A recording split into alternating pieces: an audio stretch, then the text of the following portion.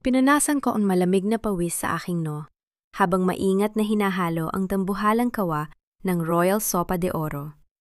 Habang ang aking 7 taong gulang na anak na si Tito ay mahimbing na sumasandal sa aking likuran, nakatali ng lumang kumot na dahan-dahang gumagalaw sa bawat marahang paghinga niya. Sa bawat ikot ng kahoy na sandok sa kumukulong sabaw na may amoy ng mamahaling safron, idinadasal ko sa aking puso na sana ay maging daan ang gabing ito upang makuha ko ang tiwala ni Doña Victoria para sa pondong medikal na matagal ko nang ipinagmakaawa para sa aking may sakit na anak. Ngunit ang marahang tunog ng kumukulong sabaw ay biglang nalunod nang marinig ko ang boses ni Monica na nanggagaling sa bukas na intercom sa dingding ng kusina. Na tila nakikipag-usap kay Rafael sa kabilang linya. I don't care if that squatter's son dies tonight, Rafael. Gagamitin natin ang insidenteng ito para palabasin na si Teresa ang naglagay ng lason sa pagkain at sa ganoong paraan, walang sinumang mag-uusisa sa nawawalang pondo ng kumpanya na kinuha ko. Nanigas ang aking buong katawan habang ang kahoy na sandok ay muntik ng mabitawan ng aking nanginginig na mga daliri.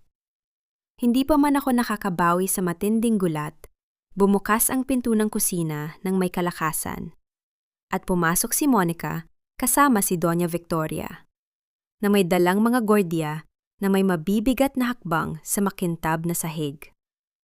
Sa mismong sandaling iyon, biglang napaubo ng marahas si Tito sa aking likuran. Ang kanyang maliit na dibdib ay mabilis na tumataas at bumababa, habang ang kanyang balat ay unti-unting namumula dahil sa matinding allergy sa saffron na lihim na idinagdag ni Monica sa hangin ng kusina. Oh my God, Teresa! Look what you did to your own son. Nilagyan mo ng allergens ang pagkain ng pamilya ilustre para palabasin na pabaya kami at para makuha ang simpatya namin, right? Ang boses ni Monica ay puno ng peking sindak, habang ang kanyang mga mata ay kumikislap sa tuwa sa likod ng kanyang mga peking luha. Lumapit si Doña Victoria sa akin. Ang kanyang muka ay tila malamig na bato na walang bakas ng habag, habang ibinabagsak sa ibabaw ng lamesa ang isang pirasong papel na may tatak ng kanilang pamilya. Huwag na nating pahabain ito, Teresa. Pirmahan mo ang kasunduang ito na umaamin na ikaw ang nagpabaya sa kusina at nagtangkang magnakaw o sisiguraduhin kong walang ambulansya o doktor sa ospital na ito ng mga ilustre ang hahawak sa anak mo na kasalukuyang ang nawawalan ng hininga. Ang bawat salita ng matandang babae ay tila mga karayom na direktang sumasaksak sa aking natitirang dignidad bilang isang ina. Tiningnan ko ang aking anak na si Tito, na ang maliliit na kamay ay mahigpit na nakahawak sa aking damit habang pilit na humihingi ng hangin, at pagkatapos ay tumingin ako sa 2 babaeng nakatayo sa aking harapan. 7 taon ng aking buhay ang ibinigay ko sa kanila. Nagtatrabaho gabi at araw na parang hayop. Naniniwalang ang aking katapatan ay sapat na upang makita nila ang aking halaga. Ngunit para sa kanila, ako ay isang basura lamang, na madaling itapon upang pagtakpan ang kanilang sariling mga kasalanan. Sa gitna ng matinding sikip sa aking dibdib, naramdaman ko ang unti-unting pagkawala ng aking mga luha, na napalitan ng isang malamig, matigas at malinaw na kaisipan. Hindi ako sumigaw. Hindi ako nagmakaawa, at hindi ko hinayaang makita nila ang kahit isang patak ng aking kahinaan. Kinuha ko ang panulat sa ibabaw ng lamesa at mabilis na isinulat ang aking pangalan sa ibaba ng kontrata ng may matatag na kamay, habang ang aking kabilang kamay ay palihim na dumulas sa bulsa upang hawakan ang basahan na ginamit ni Monica kanina na may amoy ng chemical na kanyang itinapon sa basurahan. Tumingin ako ng diretso sa mga mata ni Monica, na may kasamang isang marahang ngiti na nagpatigil sa kanyang tawa. Sinisiguro ko sa inyo, Doña Victoria, at higit sa iyo, Monica. Babayaran ninyo ang bawat hininga ng anak ko na ninakaw ninyo sa gabing ito ng may kasamang interes. Ang aking boses ay napakababa at napakatahimik, ngunit ito ay may sapat na talas upang magpatahimik sa buong silid habang marahan kong binuhat si Tito upang lumakad palabas. Iniwan sila sa loob ng kusina na unti-unting napuno ng nakatatakot na katahimikan. Ang malamig na hawakan ng susi sa kamay ng bantay, ang huling tunog na naghudyat ng aking opisyal na pagpasok sa mansyon ng mga ilustre. Pagkatapos kong masigurong ligtas na nakalagay si Tito sa isang maliit na klinika sa labas ng lungsod, sa ilalim ng pangangalaga ng isang pinagkakatiwalaang doktor, bumalik ako sa pugad ng aking mga kaaway nang walang kahit anong takot. Hindi ako bumalik upang magmakaawa. Bumalik ako upang maging isang anino na unti-unting hihigop sa kanilang liwanag. Sa aking unang araw bilang tagapagluto na walang bayad, agad akong hinarap ni Monica sa gitna ng malawak na kusina, kung saan ang lahat ng mga katulong ay nakatayo upang panoorin ang aking pagbaba ng katayuan. Makinig kayong lahat. Ang boses ni Monica ay umalingaw-ngaw sa malaking silid. Puno ng pagmamalaki habang nakatingin sa akin mula ulo hanggang paa. This woman is a criminal. Pinayagan lang siya ni Doña Victoria na magtrabaho rito para pagbayaran ang kanyang mga kasalanan ng libre. Kaya wag na wag ninyo siyang pakikitunguhan na parang espesyal. She is just an unpaid servant now. Tumingin ako sa kanya ng walang emosyon. Hinayaan ang kanyang mga salita na dumaan lamang sa aking pandinig ng walang epekto. Ang aking pananahimik ay hindi nangangahulugan ng pagsuko. Ito ay ang aking paraan upang masuri ang kanyang mga kahinaan. Sa loob ng ilang oras kong pagtatrabaho sa kusina, napansin ko ang malaking gulo sa kanilang sistema ng imbentaryo. Si Monica, sa kabila ng kanyang marangyang kasuotan, ay walang kaunting alam sa pamamahala. Nakita ko sa mga lumang logbook ang mga peking pirma at ang mga presyo ng mga bilihin na sadyang pinalobo ng mga supplier na kanyang pinili. Ang mga katulong ay palihim na nagbubulungan laban sa kanya dahil sa kanyang kawalan ng hustisya sa pagbabahagi ng mga pagkain. Isang malaking bitak sa kanyang pader na maari kong wasakin anumang oras na aking gustuhin. Habang nag-aayos ako ng mga sangkap sa madilim na imbakan ng pagkain, isang marahang pagpindot sa aking balikat ang nagpagulat sa akin. Paglingon ko, nakita ko ang batang katulong na si Paolo, na may dalang isang maliit na basket ng mga sariwang gulay. Tumingin siya sa akin nang may paggalang at takot sa kanyang mga mata bago nagsalita sa isang napakahinang bulong. Ate Teresa, alam ko kung sino ka. Ang kanyang boses ay nanginginig, ngunit may katatagan. Ako ang huling tinulungan ni Don Zenon bago siya tuluyang nawala. Nakita ko kung paano mo hiwain ang mga sibuyas ng paikot, ang natatanging teknik na siya lang ang gumagawa. May mga lumang dokumento si Don Zenon na itinago ni Doña Victoria sa kanyang pribadong silid-aklatan sa ikalawang palapag. Doon nakalagay ang katotohanan tungkol sa kanyang mga recipe na ninakaw ng pamilyang ito. Ang kanyang mga salita ay nagbigay ng bagong lakas sa aking plano. Bago ko pa masagot si Paolo, narinig ko ang tawag para sa paghahanda ng hapunan. Pagkalabas ko sa kusina upang maglagay ng plorera ng mga bulaklak sa gitna ng malaking lamesa sa sala, ginawa ko ang isang simpleng pag-aayos ng mga puting sampagwita at mga ligaw na pako, na inilatag ko sa isang paikot na anyo na katulad ng pugad ng ibon. Ang tradisyonal na estilo ng pag-aayos na ginagawa ni Don Zenon kapag may mahahalagang bisita. Sino ang nag-utos sa iyo na hawakan ang mga bagay rito? Ang boses ni Rafael ay galing sa aking likuran, mabigat at puno ng pag-aalinlangan. Lumingon ako ng dahan-dahan at nakita siyang nakatitig sa plorera ng mga bulaklak. Ang kanyang mga mata ay lumalaki habang dahan-dahang naalala ang nakaraan. Lumapit siya sa akin, pilit na hinahanap ang aking mga mata na nanatiling malamig at walang takot. Teresa, bakit mo pinirmahan ang kasunduang yon? Ang kanyang boses ay bumaba, may kasamang kakaibang sakit na pilit niyang itinago sa kanyang magagarang kasuotan. Kung nagsabi ka lang sa akin ng totoo, kung hindi mo agad tinanggap ang paratang ang katotohanan, Rafael? Ang aking boses ay parang yelo na humiwa sa katahimikan ng malaking sala. Ang katotohanan ay wala sa mga papel, na pinapipirmahan ng pamilya mo upang protektahan ang inyong maruming pangalan. Ang katotohanan ay nakatitig sa iyo ngayon, ngunit pinili mong ipikit ang iyong mga mata dahil natatakot ka sa kung ano ang mawawala sa iyo. Natigilan si Rafael. Walang magawa, kundi panoorin ako habang dahan-dahan kong inaayos ang huling bulaklak bago ako tumalikod upang bumalik sa kusina. Sa aking pagpasok, biglang tumunog ang telepono sa pader. Sinagot ko ito ng walang pag-aalinlangan. Walang nagsalita sa kabilang linya, kundi isang mabigat at mabilis na paghinga bago ang tawag ay biglang naputol ng may marahang tunog. Isang panibagong lihim na nag-iiwan ng tanong sa aking isipan. Nang sumapit ang hating gabi, habang ang buong mansyon ay natutulog na, palihim akong umakyat sa ikalawang palapag patungo sa pribadong silid-aklata ni Doña Victoria. Gamit ang maliit na flashlight, binuksan ko ang pinto ng walang tunog at dahan-dahang lumapit sa malaking lamesang gawa sa mahogany. Sa ilalim ng lamesa, nakakita ako ng isang maliit na drawer na may lihim na susian. Gamit ang isang manipis na alambre na aking inihanda, narinig ko ang marahang tunog ng pagkabukas ng trangka.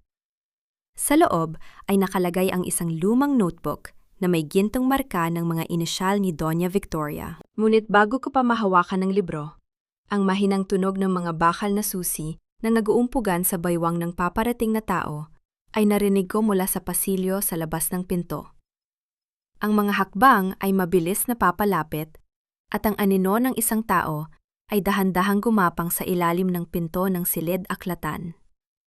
Walang ibang lugar na mapagtataguan kundi ang madilim na espasyo sa ilalim ng dambuhalang lamesa. Napakapit ako sa aking dibdib habang pilit na pinatatahimik ang aking paghinga sa ilalim ng dambuhalang lamesang mahogany.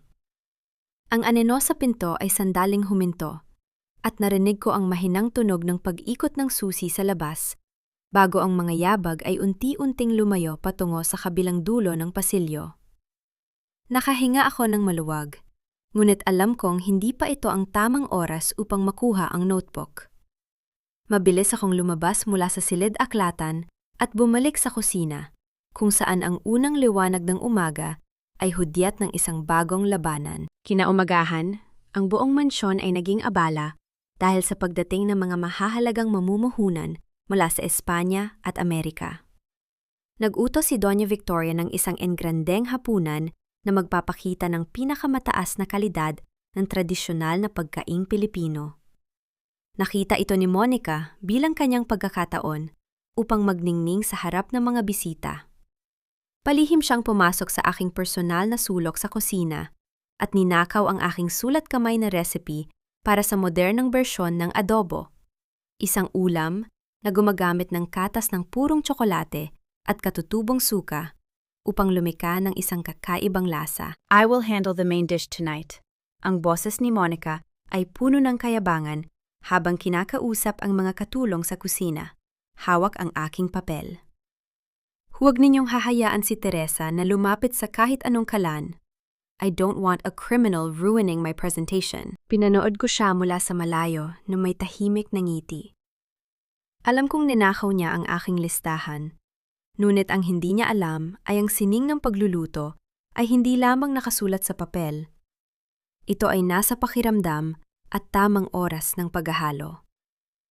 Palihim kong pinalitan ang lalagyan ng purong katutubong suka ng isang concentrated na uri ng suka na may kasamang matinding alat. Dahil alam kong si Monica, sa kanyang kamangmangan at pagmamadali, ay hinding-hindi titikman ang kanyang niluluto bago ito isilbi sa mga bisita. Nang ihay ng ulam sa hapagkainan, ang mga mukha ng mga dayuhang mamumuhunan ay mabilis na nagbago sa unang subo pa lamang. Ang iba ay napilitang uminom ng tubig ng mabilis, habang si Doña Victoria ay mabilis na ibinaba ang kanyang kubyertos. Ang kanyang mukha ay namula sa matinding galit dahil sa labis na asim at alat ng pagkain. Sa gitna ng takot at pagpapaliwanag ni Monica na may kasamang mga pekeng luha, tinawag ako ni Doña Victoria sa harap ng hapagkainan. Ayusin mo ito, Teresa. Ang malamig na utos ng matandang babae ay umalingaw sa tahimik na silid. Meron ka lamang 5 minuto upang iligtas ang reputasyon ng pamilyang ito. Tumango ako ng dahan-dahan at nagsimulang kumilos sa harap ng mga namamanghang bisita. Sa gitna ng malaking lamesa, ipinakita ko ang aking natatanging kakayahan.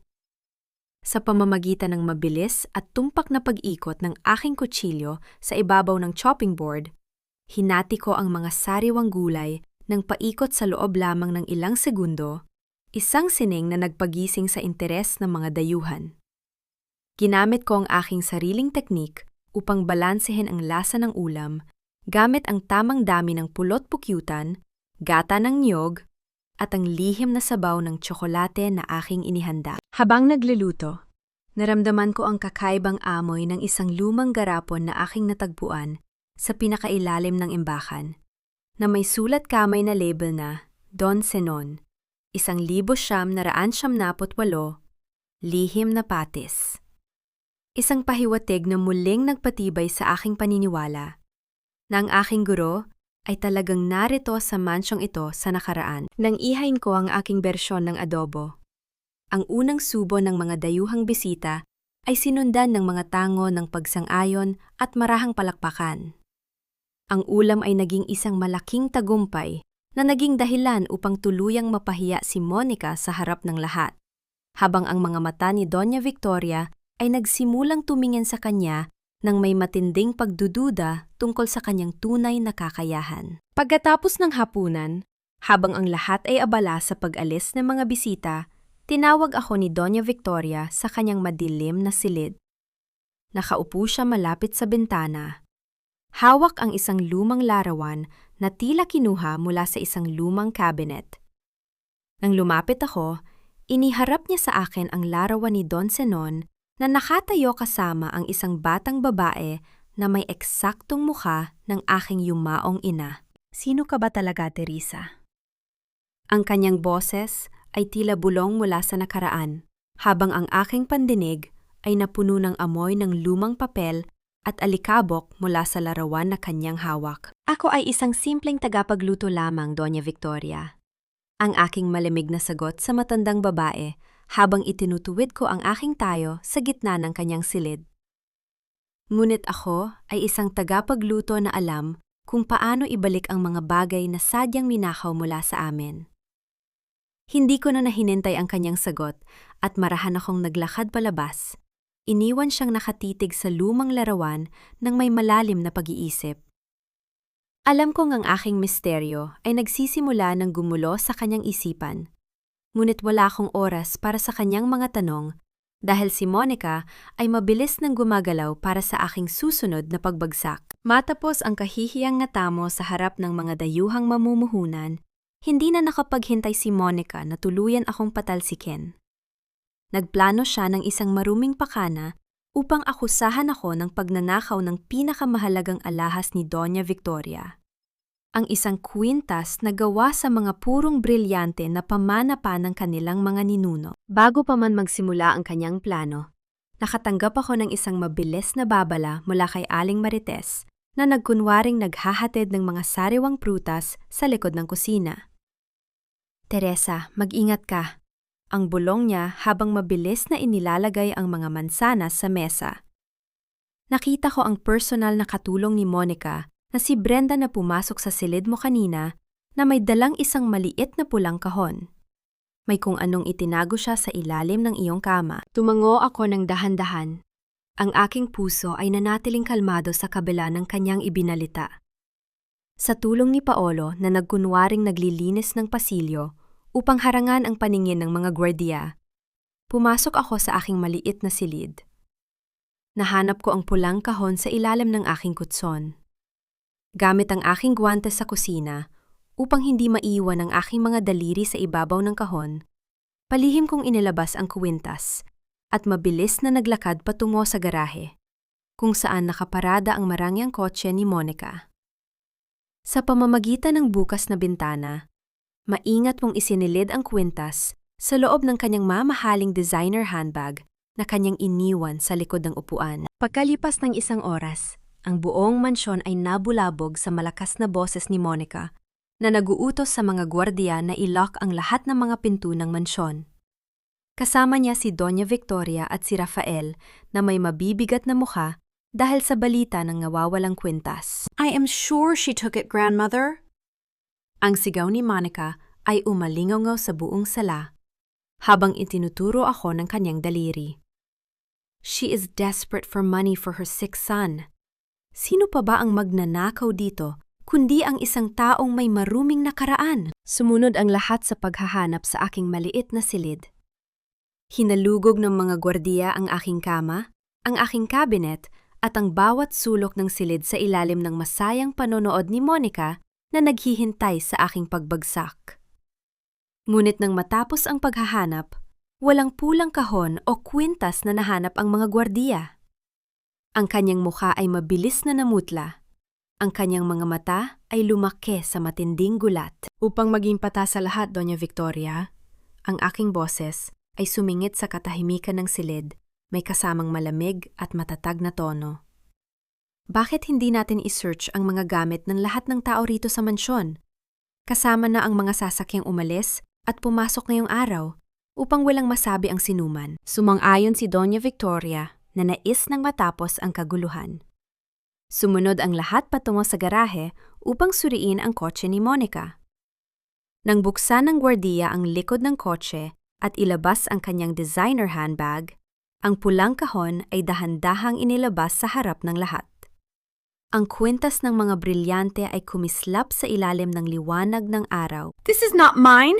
It's a setup! Ang hysterikal na sigaw ni Monica ay pumuno sa garahe. Habang pilit niyang hinahawakan ang kamay ni Rafael na may kasamang mga luha ng takot. Someone put it there! Rafael, you must believe me! Hinding-hindi ko gagawin ito!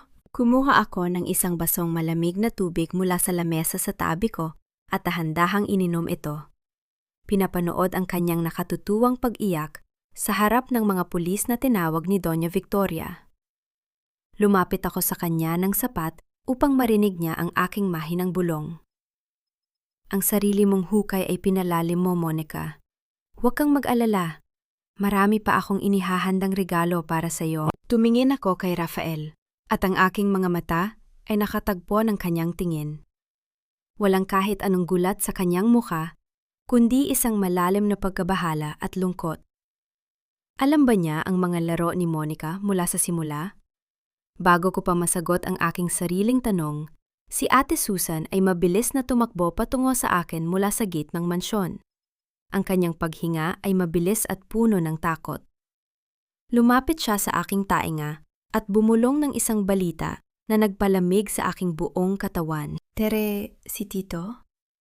Biglang sumama ang pakiramdam niya sa klinika. Sabi ng doktor, may nagbigay sa kanya ng maling gamot kaninang hapon. Ang balitang iyon ay tila isang malakas na hampas na nagpababa ng aking lakas. Habang nararamdaman ko ang malamig na pakiramdam ng basang-baso sa aking palad na tila manginginig anumang oras. Ang malamig na pakiramdam ng basang-baso sa aking palad ay hindi maikukumpara sa lamig na gumapang sa aking buong katawan matapos marinig ang bulong ni Ate Susan. Nang walang sapat na paliwanag kay Rafael o Doña Victoria, mabilis kong binitawan ang lahat at tumakbo patungo sa klinika kung saan naroroon si Tito. Ang aking mundo ay tila unti-unting naglalaho. Ngunit pinilit kong panatilihing matatag ang aking mga hakbang dahil alam kong ang aking kahinaan ay ang kanyang magiging kamatayan. Nang makarating ako sa klinika, nakita ko ang aking anak na may takip na oxygen mask sa kanyang maliit na muka. Ang kanyang paghinga ay mahina, ngunit matatag na pagkatapos siyang mailigtas ng doktor. Palihim kong nakuha ang natitirang likido mula sa syringe na ginamit sa kanya at agad itong dinala kay Dr. Jose, isang matapat na parmasyutiko sa aming lumang komunidad. Teresa, hindi ito ang kanyang bronchodilator. Ang paliwanag ni Dr. Jose habang ipinapakita ang resulta ng pagsusuri sa kanyang mesa. Ang gamot na ito ay pinalitan ng isang concentrated cardiac stimulant. Kung mas marami pa ang naibigay sa kanya, maaari nitong mapatigil ang kanyang maliit na puso.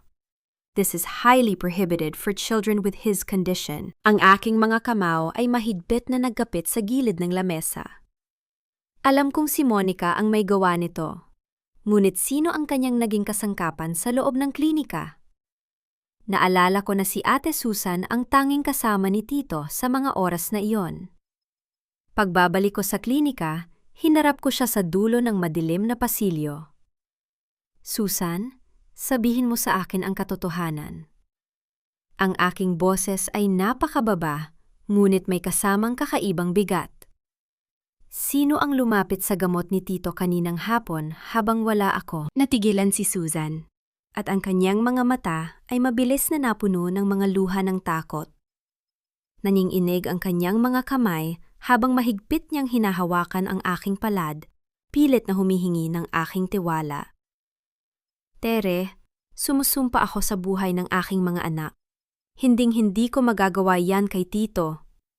May pumasok na isang nurse na nagmamadali. Hindi ko siya kilala.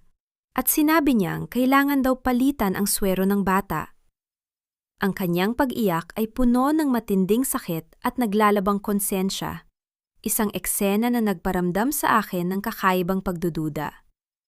Nais ko siyang paniwalaan dahil sa aming pinagsamahan, ngunit ang aking kutob ay nagsisimula ng magbabala. Habang nakaupo ako sa tabi ng kama ni Tito, bumukas ang pinto at pumasok ang isang lalaking may hawak na mamahaling leather folder, si Abogado Diego Cruz. Ang kanyang kilos ay puno ng propesyonal na kumpiyansa habang lumalapit sa akin. Teresa, I am Attorney Diego Cruz. Ang kanyang boses ay malumanay ngunit may talas. Nabalitaan ko ang nangyari. This is attempted murder, Teresa. Kung hahayaan mo akong maging abogado mo, maari nating ireklamo ang mga ilustre at makuha ang permanenteng kustodya ng anak mo nang walang kahit anong hadlang mula sa kanila. Tinanggap ko ang kanyang business card. Ngunit habang nakakamay kami, napansin ko ang kanyang gintong singsing na may disenyo ng isang agila na nakakapit sa isang basag na kutsilyo. Ang eksaktong marka ng Rival Culinary Association na sumira sa reputasyon ng aking guro na si Don Zenon noong taong 1978. Ang aking isip ay mabilis na nag-alarma. Si Diego ay hindi narito dahil sa kabutihang loob. May mas malalim siyang motibo laban sa mga ilustre. Habang nag-uusap kami, napansin ko ang kanyang dahan-dahang paglapit sa aking bag, kung saan nakalagay ang mga medical na dokumento ni Tito mula sa pamilya ilustre. Sa pamamagitan ng refleksyon sa bintana, nakita ko siyang palihim na kumuha ng larawan ng aming mga dokumento gamit ang kanyang telepono, habang nagkukunyari akong abala sa pag-aayos ng kumot ni Tito. Pinili kong manahimik at magkunyaring walang nakita, dahil alam kong ang kanyang laro ay maaari ko ring gamitin sa hinaharap. Nang sumapit ang gabi, lumabas ako ng klinika upang bumili ng pagkain para kay Tito. Habang naglalakad ako sa ilalim ng madilim na ilaw ng poste ng kuryente, nakita ko ang isang marangyang itim na sasakyan na nakaparada sa tapat ng eskinita. Bumukas ang tinto nito at sa ilalim ng liwanag ng poste, nakita ko si Ate Susan na mabilis at palihim na sumakay sa loob. Bago pa man sumara ang pinto, nakita ko ang marka ng pamilya Madrigal sa likod ng salamin ng sasakyan, ang pamilya ni Monica. Ang aking puso ay tuluyang naging yelo habang pinapanood ko ang mabilis na pag-alis ng gulong ng sasakyan sa basang kalsada na nag-iwan ng maitim na usok sa madilim na gabi. Ang bakas ng gulong ng sasakyan sa basang kalsada ay tila naging isang permanenteng marka sa aking isipan habang naglalakad ako pabalik sa mansyon. Alam kong ang oras ay mabilis na tumatakbo at ang pagtataksil ni Ate Susan ay hindi ko na maaaring ipagsawalang bahagya.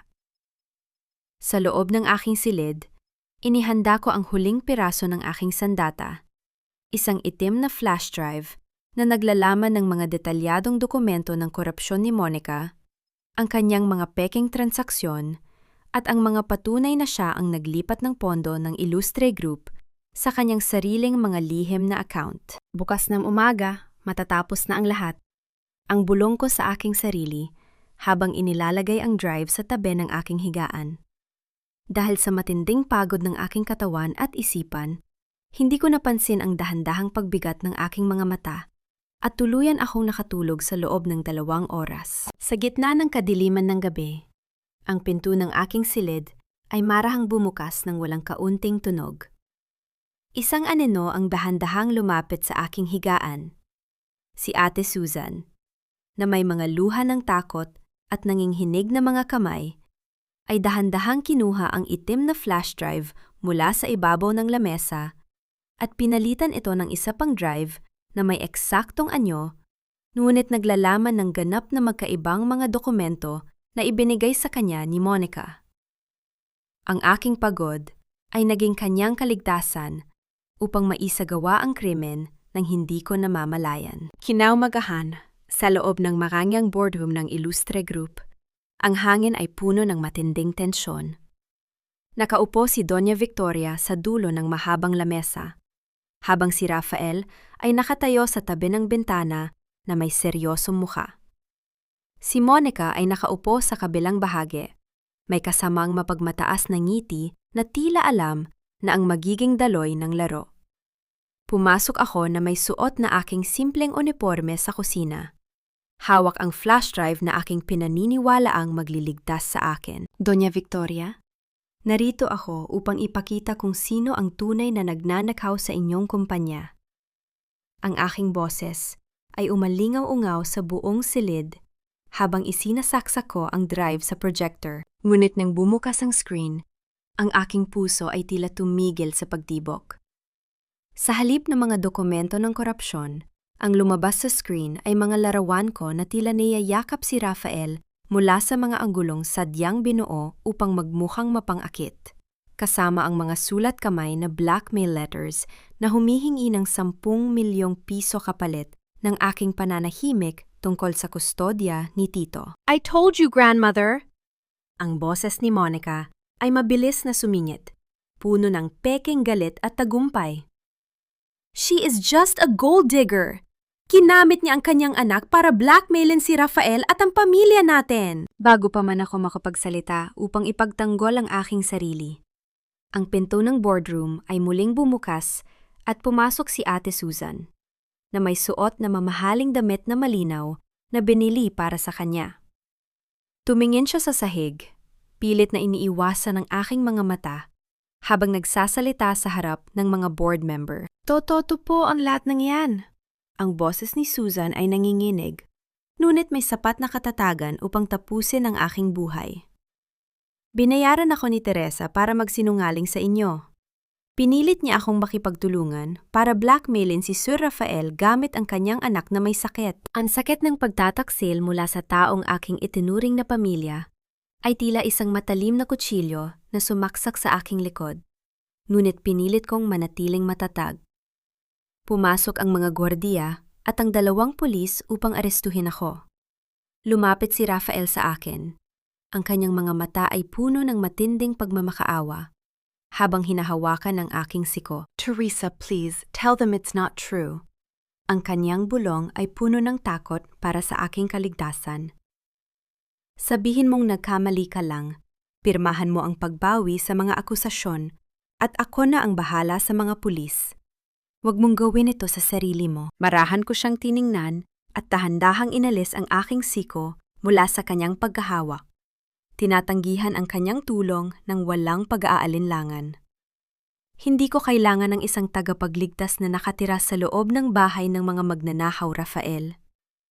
Ang aking boses ay napakatahimik, ngunit puno ng nakatatakot na panlalamig. Nang ilagay ng mga pulis ang malamig na posas sa aking mga kamay, tumingin ako kina Monica at Susan. Nung umiti ako sa kanila ng napakabagal, isang ngiting nagpabago ng kanilang mga mukha mula sa tagumpay patungo sa kakaibang takot. Ang laro ay hindi pa tapos. Ito ay simula pa lamang. Habang nakaupo ako sa loob ng malamig na selda ng presinto ng Maynila, ang katahimikan ay nabasag ng tunog ng radyo ng mga gwardiya sa labas ng aking rehas. Ang boses ng tagapagbalita ay mabilis na pumasok sa aking pandinig. Sa iba pang balita, ang pamilya Ilustre ay opisyal ng gaghay ng kaso sa korte at nakuha ang pansamantalang karapatan sa batang si Tito Santos bilang nag-iisang tagapagmana ng pamilya sa ilalim ng direktang pangangalaga ng mapapangasawa ni Rafael Ilustre na si Monica Madrigal. Ang balitang yon ay tila huling pako na bumaon sa aking puso, kasabay ng mabigat na tunog ng pagsasara ng pinto ng selda na nag-iwan sa akin sa gitna ng ganap na kadiliman. Ang mabigat na tunog ng pagsasara ng pinto ng selda ay tila naging huling musika na umalingaw-ngaw sa aking pandinig bago ako tuluyang iniwan sa gitna ng katahimikan. Ang lamig ng semento ay gumapang mula sa aking mga paa patungo sa aking buong katawan, ngunit pinilit kong huwag manginig. Sa loob ng madilim na silid na ito, hindi ko hinayaang lamunin ako ng takot. Upang panatilihing malinaw ang aking isip, dahan-dahan kong iginuhit gamit ang dulo ng aking daliri ang mukha ng aking anak na si Tito sa maalikabok na dingding ng selda. Ang bawat linya ng kanyang ngiti na aking binuo sa dilim ay naging aking panalangin at aking pangako na hinding-hindi ko siya iiwan sa kamay ng mga lobo. Kinaumagahan, ang tunog ng mararanyang sapatos na tumatama sa sahig ng pasilyo ay nagpahiwatig ng pagdating ng isang bisita. Si Monica, na may suot na mamahaling salamin sa mata at hawak ang isang tasa ng kape, ay tumayo sa tapat ng aking rehas nang may mapang-aping ngiti. "How is the view from here, Teresa?" Ang kanyang boses ay puno ng panunuya, habang nakatingin sa akin mula sa kabilang panig ng bakal. "I told you, you are nothing compared to us. Tito is with me now. In a few weeks, he will call me Mommy and forget all about his squatter mother." Tumayo ako ng dahan-dahan, pinapanatili ang aking tuwid na tayo, na parang isang reyna sa kabila ng aking suot na uniforme ng bilanggo. Lumapit ako sa rehas, sapat upang makita niya ang panlalamig ng aking mga mata na nagpatigil sa kanyang tawa. "Huwag kang masyadong maging komportable, Monica." Ang aking bulong ay tila hangin ng taglamig na pumasok sa kanyang pandinig. "Bago mo nakuha ang flash drive kay Susan, nakita ko ang mga bangko sa listahan ng mga ilustre. Mayroon kang lihim na utang na nagkakahalaga ng 50 milyong piso sa mga dayuhang nagpapautang. Kung malalaman ni Doña Victoria na isinangla mo ang mga lupaing Madrigal upang bayaran ang iyong mga personal na utang sa sugal, sa tingin mo ba ay may kasalang magaganap? Enjoy playing mommy while you still can." Ang mukha ni Monica ay mabilis na namutla, at ang kanyang hawak na tasa ng kape ay bahagyang naniinig sa kanyang kamay. Bago pa man siya makapagsalita upang magpaliwanag, mabilis siyang tumalikod at umalis, na may kasamang takot sa kanyang mga hakbang. Pagkalipas ng isang oras, pumasok si Abogado Diego Cruz, kasama ang hepe ng presento, hawak ang mga papel ng aking opisyal na paglaya. "Teresa, libre ka na." Ang kanyang boses ay puno ng propesyonal na kumpiyansa habang binubuksan ng gwardiya ang aking selda. "I have arranged everything. May nakahandang press conference sa labas upang tuluyang sirain ang reputasyon ng mga ilustre." Naupo ako kasama si Diego sa loob ng kanyang opisina bago kami umalis. Tiningnan ko ang kanyang gintong singsing na may marka ng mga kaaway ni Don Zenon. "Hindi ka narito para sa akin o para kay Tito, attorney. Nais mong sirain ang mga ilustre dahil sa nakaraan ng iyong ama." Natigilan si Diego, ngunit mabilis na napalitan ng isang mapanganib na ngiti ang kanyang muka. "You are indeed smart, Teresa. Yes, Doña Victoria ruined my father nung 1948. Ngunit meron tayong iisang kaaway. Hayaan mo akong gamitin ang iyong kaso at ibibigay ko sa iyo ang lahat ng lakas at pera upang labanan sila." "Tatanggapin ko ang iyong tulong, Diego." Ang aking malamig na sagot habang tumatayo ako mula sa aking upuan. "Ngunit hindi ako magiging simpleng kasangkapan sa iyong laro. Hindi ko sila haharapin sa korte muna. Haharapin ko sila sa Maya Gold Cup, ang pambansang entablado ng pagluluto kung saan nakalagay ang kanilang buong pagmamalaki.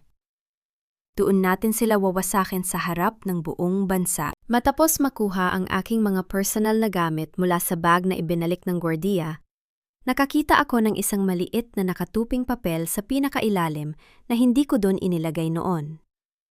Walang nakasulat na pangalan, kundi isang address. 142, Barangay San Sebastian, Laguna. Ang lumang bahay ni Don Senon. Mabilis kaming naglakad patungo sa ligtas na tirahan na ibinigay ni Diego. Doon ay naghihintay si Paolo. Ang kanyang muka ay namumutla at ang kanyang buong katawan ay nanginginig sa matinding takot habang nakatayo malapit sa bintana. Ate Teresa. Ang boses ni Paolo ay tila bulong ng kamatayan. Si Mang Julio, ang tanging matandang chef na nakasaksi ng nakawin ni na Doña Victoria, ang orihinal na recipe ni Don Senon noong 1978.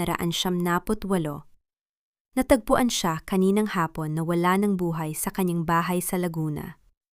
Sabi ng mga pulis ay inatake siya sa puso, ngunit alam kong pinatahimik siya ng mga madrigal bago ka pa makalabas. Ang balitang iyon ay tila isang malamig na kamay na sumakal sa aking leeg. Habang pumasok sa loob ng silid ang mabangong amoy ng basang lupa mula sa labas ng bintana na nagbabala ng isang paparating na matinding bagyo. Ang kamatayan ni Mang Julio ay hindi naging dahilan upang ako ay umatras. Sa halip, ito ang naging mitsa upang mas mag-alab ang aking determinasyon. Kung kaya nilang pumatay upang protektahan ang kanilang mga kasinungalingan, ibig sabihin ay natatakot sila sa katotohanan na aking hawak. Upang maghanda para sa Maya Gold Cup, nagtayo kami ni Paulo ng isang lihim at maliit na kusina sa loob ng isang lumang garahe sa Tondo, Maynila, malayo sa marangyang mundo ng mga ilustre, ngunit malapit sa lupang nagbigay sa akin ng lakas. Ate Teresa, sigurado ka bang sapat na ang mga lumang kala na ito? Ang tanong ni Paolo habang inaayos ang mga kalawanging burner sa ibabaw ng lamesang gawa sa kahoy. Ang sining ng pagluluto ay hindi nakasalalay sa ginto ng kusina, Paolo. Ang aking malamig na sagot habang hinahawakan ng aking paboritong kutsilyo. Ito ay nasa kamay na nagbibigay buhay sa bawat sangkap. Ngunit hindi hinayaan ni Monica na maging madali ang aking paghahanda.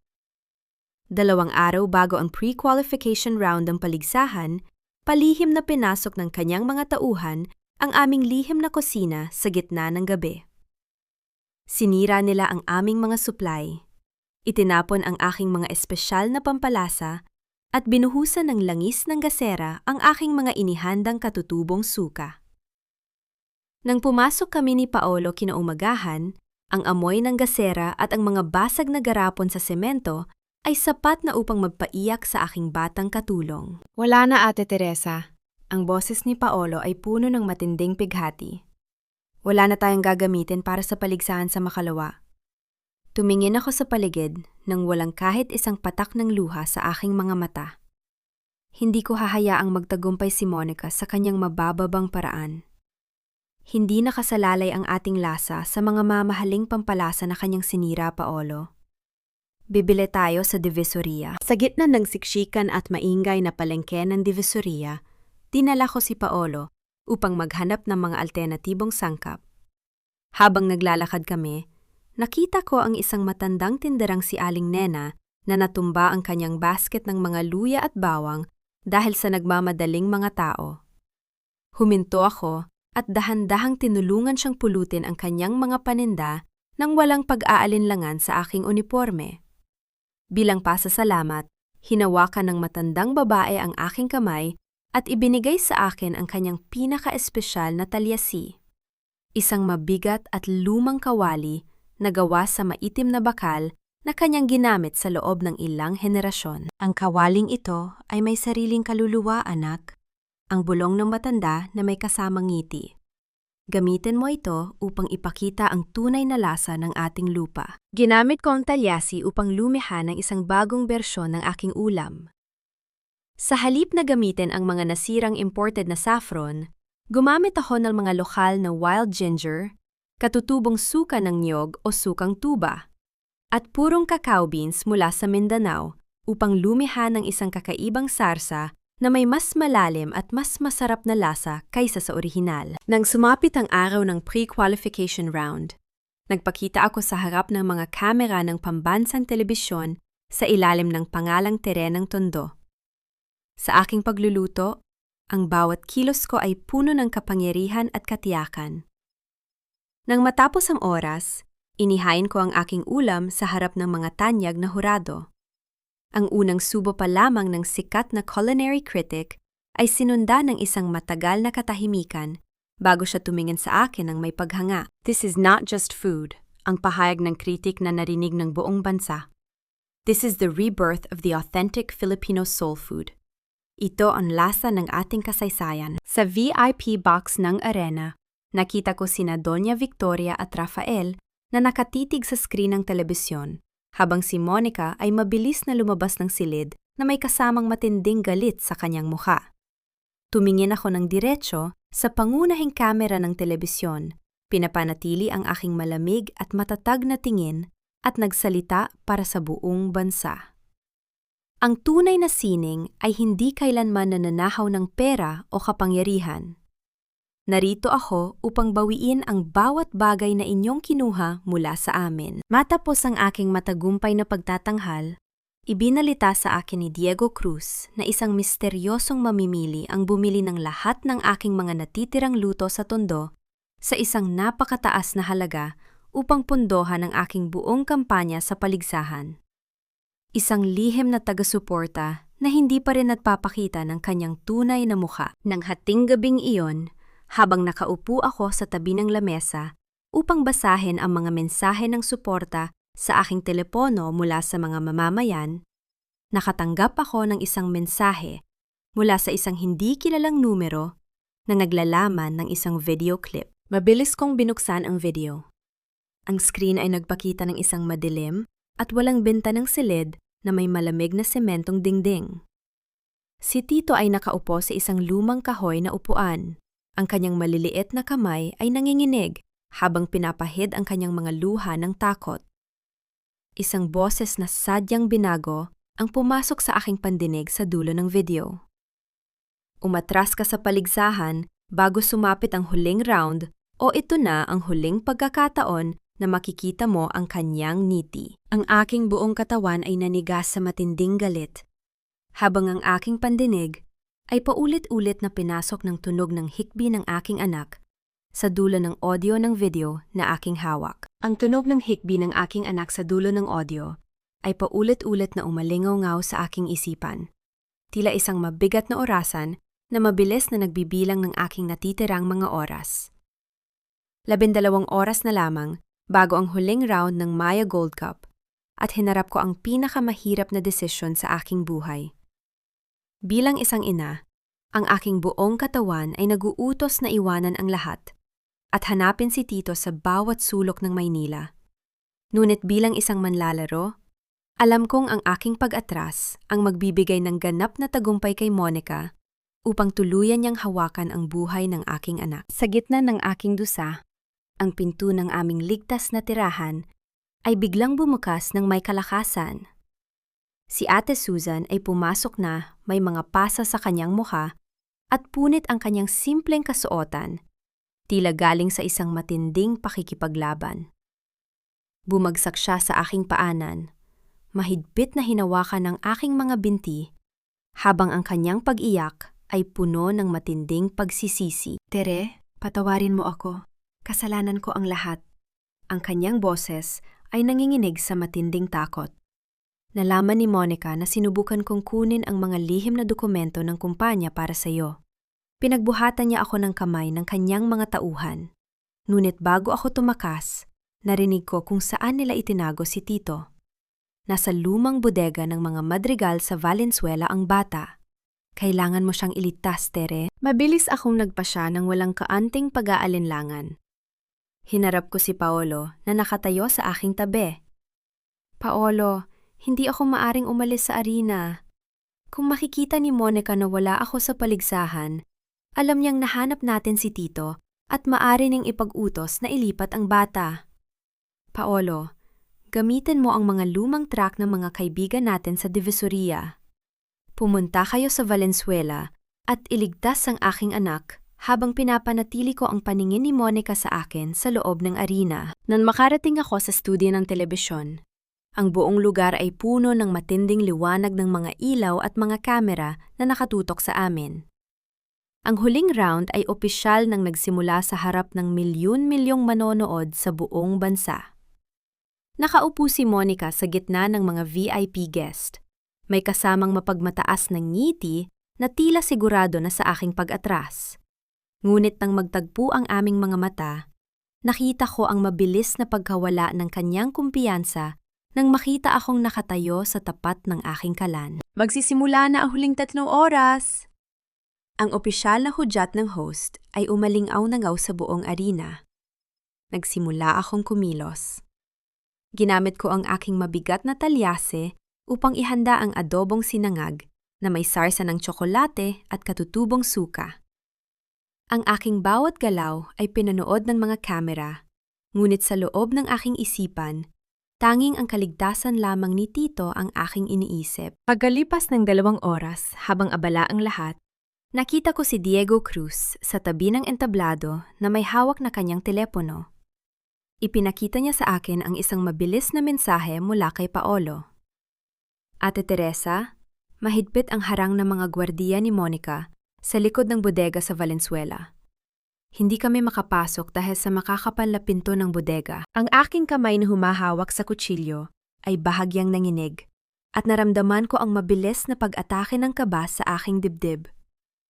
Ngunit sa halip na mawalan ako ng konsentrasyon, pinilit kong ibuhos ang lahat ng aking galit at takot sa aking niluluto. Ang aking mga kamay ay gumalaw ng mas mabilis at mas tumpak. Tila isang bagyong sumira sa bawat balakid sa aking harapan. Dahan-dahan kong pinunasan ang malamig na pawis sa aking noo gamit ang aking braso. Habang ang aking mga mata ay nanatiling nakatutok sa pagkain at ang aking mga kamay ay nagpatuloy sa pag-aayos ng mga sangkap nang walang kahit kaunting panginginig. Ang aking sining ay naging napakahusay at nakatatakot sa kanyang ganda, na naging dahilan upang mapatitig ang buong bansa sa aking pagtatanghal. Sa gitna ng kaguluhan ng pagliligtas sa Valenzuela, nakatanggap si Paolo ng isang nakatuping papel mula sa isang hindi kilalang tao na may kasamang susi ng likod na pinto ng bodega. Sino ang lihim na tumututon sa amin mula sa loob ng pamamahala ng mga madrigal? Nang natitira na lamang ang huling 30 minuto sa orasan ng paligsahan, ang malalaking pinto ng Alina ay biglang bumukas ng may kalakasan. Pumasok si Rafael na gulo-gulo ang kanyang kasuotan at may hawak na isang piraso ng papel, habang ang kanyang mabilis at mabibigat na hakbang ay dinala siya ng diretso patungo sa aking pwesto sa gitna ng entablado. Ang tunog ng mabibigat na yabag ng sapatos ni Rafael sa sahig ng arena ay mabilis na huminto sa tapat ng aking pwesto. Sa harap ng mga nakatutok na kamera, hindi niya ako pinatigil sa aking pagluluto. Sa halip, iniharap niya sa akin ang isang opisyal na dokumento ng korte na may kasamang lagda at selyo ng pamahalaan. Teresa, patawarin mo ako. Ang kanyang boses ay nanginginig sa matinding pagsisisi sa harap ng buong bansa. Nahanap ko ang mga ebidensya sa silid ni Monica. Ito ang opisyal na desisyon ng korte na nagpapawalang bisa sa kanyang pansamantalang kustudiya kay Tito. Ang anak natin ay ligtas na. Tinanggap ko ang papel nang walang kahit anong tugon. Ibinaling ko ang aking pansin sa huling pag-aayos ng aking ulam. Ang adobong sinangag na may tsokolate. Inilagay ko ang huling palamuti sa ibabaw ng talyasi sa mismong huling segundo ng paligsahan. Nang tumunog ang hudyat ng pagtatapos, lumapit ang mga international na hurado upang simulan ang pagtikim. Ang kanilang mga mukha ay nagpakita ng ganap na pagkagulat sa lalim at linis ng lasa ng aking niluto. This is an absolute masterpiece, ang pahayag ng punong hurado. The perfect balance of native vinegar and local chocolate is something we have never tasted before.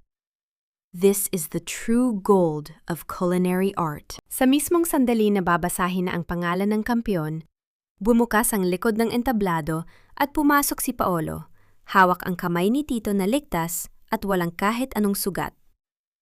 Nang makita ako ng aking anak, mabilis siyang tumakbo patungo sa akin at yumakap sa aking mga binti. Bumaba ako sa aking mga tuhod at nanginginig ang aking mga kamay na niyakap siya ng napakahigpit sa harap ng lahat ng mga kamera ng telebisyon. Hindi ko pinansin ang gintong tropeo na kasalukuyang inilalagay sa aking tabi. Ang tanging mahalaga sa akin ay ang kanyang init na muling humahawak sa aking leeg. Ngunit ang gabi ay hindi natapos sa aking tagumpay sa pagluluto. Sa tulong ni Diego Cruz na palihim na pumasok sa control room ng studio, ang dambuhalang screen sa likod ng entablado ay biglang nagpakita ng isang video. Ang video ay naglalaman ng lihim na pag-uusap ni Monica at Ate Susan sa loob ng kotse, kung saan tahasang inamin ni Monica ang kanyang pagkalason kay Tito at ang paggamit ng pera upang sirain ang aking pangalan. Ang buong arena ay napuno ng malalakas na bulungan ng mga tao. Si Doña Victoria, na nakaupo sa VIP box, ay dumanas ng pinakamalaking kahihiyan sa kanyang buhay, habang ang kanyang maruming lihim ng pamilya ay ipinapakita sa buong bansa sa pamamagitan ng direktang broadcast ng telebisyon. Pumasok ang mga awtoridad sa entablado upang arestuhin si Monica sa kasong kidnapping at tangkang pagpatay. This is a lie! Rafael, help me! Ang kanyang hysterical na sigaw ay umalingaw-ngaw habang nilalagyan siya ng posas. Ngunit tinalikuran siya ni Rafael ng walang kaunting pag-aalinlangan. Itinanghala ko bilang kampeon ng Maya Gold Cup. Hawak ang gintong tropeo na aking iniaalay sa alaala ng aking guro na si Don Senon.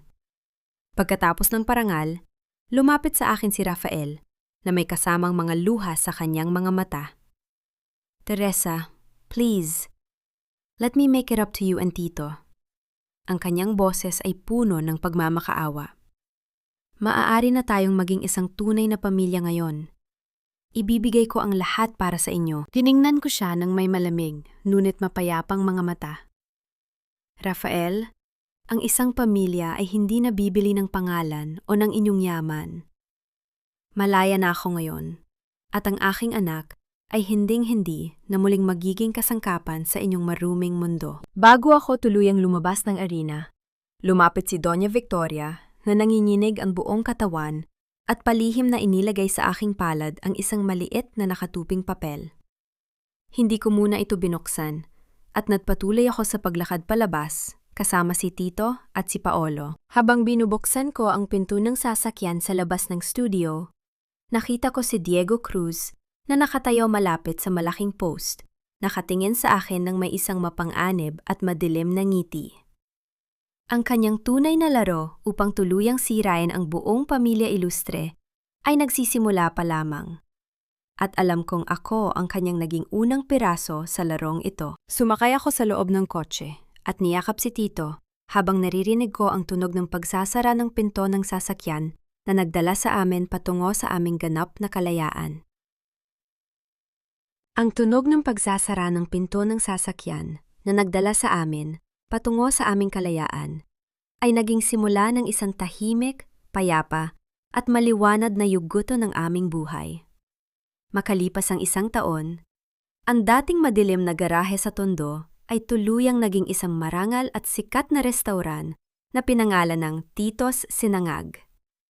Ang aming mga mesa ay laging puno ng mga taong pumipila upang matiklasan ang natatanging lasa ng aming mga pagkain, na niluto hindi mula sa galit o paghihigante, kundi mula sa pagmamahal at sining ng pagiging malaya. Si Tito ay ganap nang lumalaki bilang isang malusog, matalino at masayahing bata.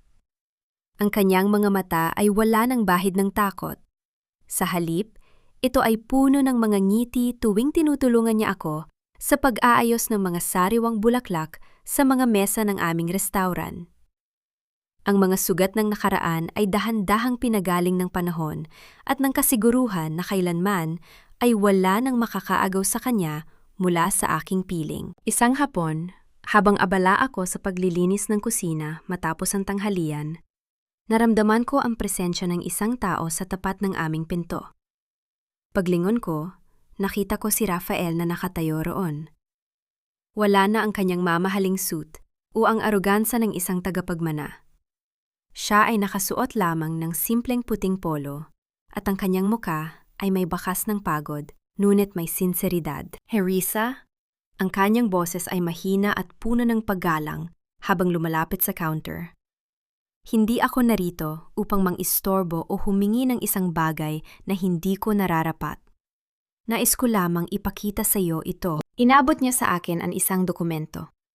Ito ay ang desisyon ng korte tungkol sa tuluyang pag-alis ng kanya sa pamumuno ng Ilustre Group, na kanyang kusang ibinigay sa mga taong mas nangangailangan, habang pinili niyang magsimula muli sa pamamagitan ng pagtatayo ng isang maliit na sakahan ng mga pampalasa sa probinsya.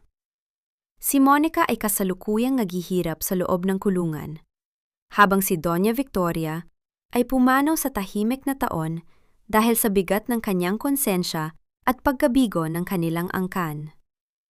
At tungkol kay Abogado Diego Cruz, nalaman ko sa mga balita na matagumpay niyang nakuha ang kontrol sa mga negosyo ng mga ilustre.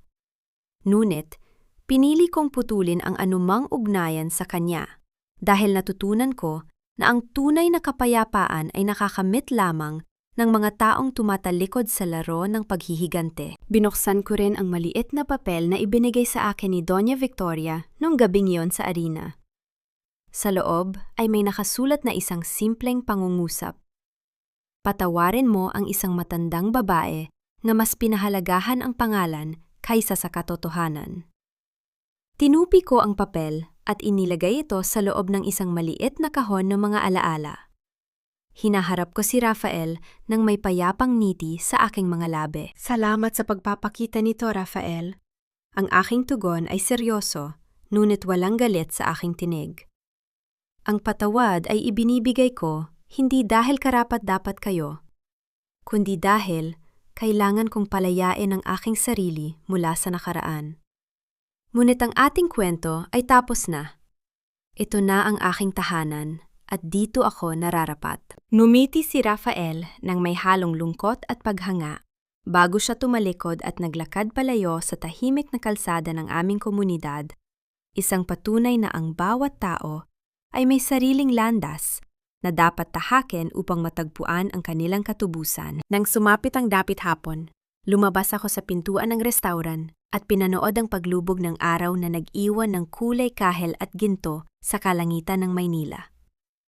Hinawakan ko ang kamay ng aking anak habang siya ay tumatawa sa isang simpleng biro at naramdaman ko ang ganap na katahimikan sa loob ng aking puso. Ang mga sugat ay naging aral, ang kahirapan ay naging lakas, at ang bawat araw ngayon ay isang magandang simula ng isang kwento na akin nang hawak ang panulat. Habang unti-unting lumulubog ang araw sa kalangitan ng Maynila, ang init ng kamay ni Tito at ang bango ng bagong luto nating sinangag, ang nagpapaalala na sa dulo ng bawat madilim na gabi, may naghihintay na payapang bukang liwayway. Mga mahal kong tagapakinig, nawa ay naging magaan ang inyong puso sa paglalakbay na ito kasama si Teresa. Maraming salamat sa inyong pagtitiyaga na samahan kami hanggang sa huling yugto ng ating kwento. Habang isinusulat ko ang napakasakit na bahagi kung saan tinanggap ni Teresa ang malamig na posas ng walang luha sa boardroom, habang ang kanyang puso ay nadudurog sa pag-aalala para kay Tito na nasa kamay ng kaaway, naramdaman ko ang bigat ng bawat sakripisyo ng isang ina. Ang kwentong ito ay hindi lamang binuo mula sa simpleng imahinasyon. Ito ay hango sa mga totoong karanasan ng mga kababaihang patuloy na lumalaban nang may danggal sa gitna ng kawalan ng katarungan sa ating lipunan. Gaya ng isang lumang talyasi, ang maitim at mabigat na kawaling, bakal na ginamit ni Teresa sa kanyang kusina. Ang ating pagkatao ay dumaan man sa matinding apoy ng pagtataksil at uling ng kahirapan. Hindi ito basta-basta nasisira. Sa bawat pagkakataon na tayo ay isinasalang sa init ng mga pagsubok, lalo lamang tayo nagiging matatag, makintab, at handang magluto ng mas masarap na bukas para sa ating mga mahal sa buhay. Ang ating tunay na halaga ay hindi itinatakda ng mga taong nagtangkang sumira sa atin, kundi ng sarili nating kakayahan na bumangon ng mas rukro mula sa abo ng nakaraan. Kung kayo ang nasa kalagayan ni Teresa, Tatanggapin niyo ba muli si Rafael sa inyong buhay pagkatapos ng kanyang pagsisisi? O tama lamang na piliin ang ganap na kalayaan kasama ang inyong anak? Kamusta po kayo habang nakikinig sa ating kwento? Nasaan po kayo ngayon? Marahil ba ay nagluluto para sa pamilya? Nagpapahinga pagkatapos ng isang mahabang araw ng trabaho? O kasalukuyang bumibiyahe sa kalsada?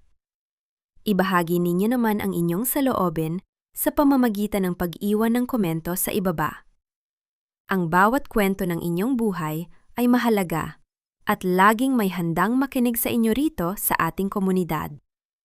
Huwag niyo rin pong kalimutang i-like at i-share ang video na ito upang magbigay ng lakas ng loob sa iba pa nating mga kapatid na kasalukuyan dumaan sa mabibigat na pagsubok. Nawa ay manatili kayong matatag, marangal, at malaya sa inyong sariling landas.